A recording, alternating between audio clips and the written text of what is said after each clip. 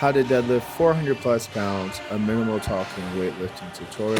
Just giving you guys the mobility, warm up, small technique cues that have helped me the most in increasing my deadlift.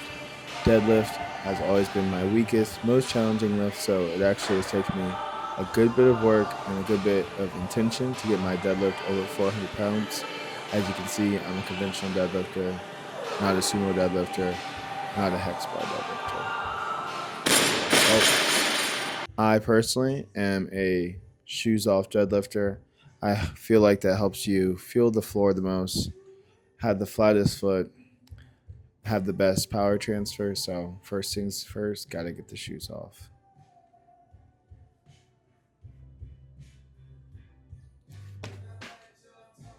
The cat cow stretch.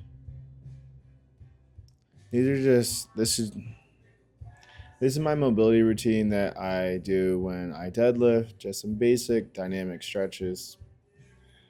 Now, these dynamic stretches are the ones that you want to remember because I find these helpful for deadlifts, squats, bench, just activating that spine, cat cow stretch, hips getting activated. These are the body parts that see tons of wear and tear and really don't get the proper maintenance across the board. And it translates to, lost power on these major core lifts. And when I do my warm-ups, they're all dynamic warm-ups, but I allow for my warm-ups to get progressively harder, finishing off with the Jefferson curl here. This is fantastic for relieving pressure, tension on the spine, and deadlifts can put a lot of pressure, tension on the spine. So Jefferson curls, I find, have been massively helpful for me in terms of reducing, discomfort the day following deadlifts.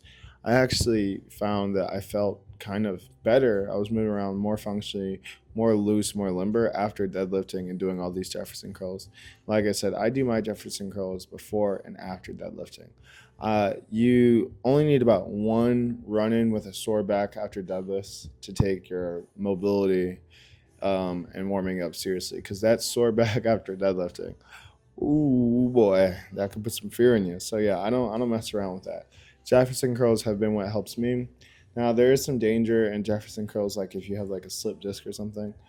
I clearly don't have that problem. I've gone as far as to fracture my spine when I was road cycling, had a really bad accident.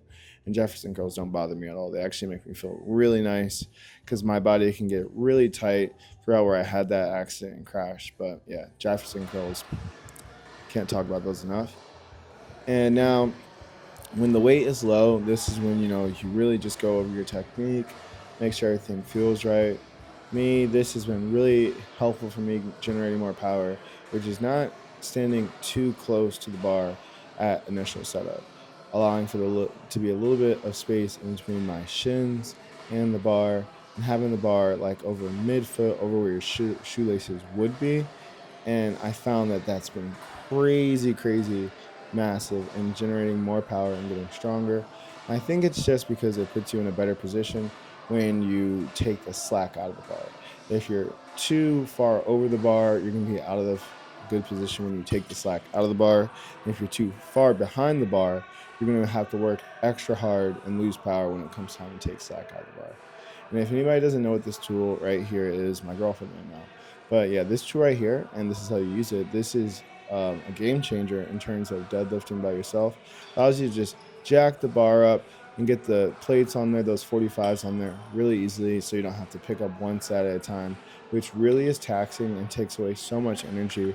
And then there's going to come a point where, say you got 500 pounds plus on the bar, I don't even know if it's feasible at that point to be picking up one side and putting the weights on. You're using so much energy, and you're going to need every ounce of energy when these deadlifts get heavy. But I've done enough talking here. You can see on the screen, these are all, I'm still going to point out the things that are helpful. But at this point, warm-ups should not be that long when you're going heavy.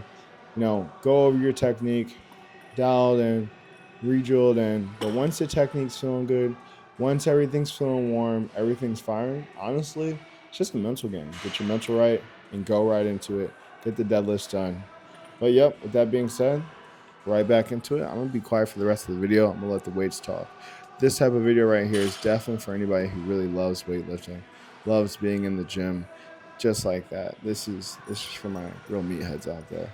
If you guys haven't already, subscribe to the channel, join the Fit Fam. I'm a natural weightlifter, personal trainer. I call myself a fitness fanatic. Oh, my cat's calling me. But yeah, I call myself a fitness fanatic because I'm a cyclist, weightlifter, calisthenics, kettlebells, all that. Fitness has really just helped me find my way in life. So it's really easy to just go all the way in on fitness. But yeah, subscribe, join the Fit Fam. Catch you guys on the next one. 4+ uploads a week. I'm also going live on YouTube with these sessions. I actually went live for YouTube for this deadlift session here. So if you're subscribed, you're going to catch a live, and it's going to be some heavy lifting going down.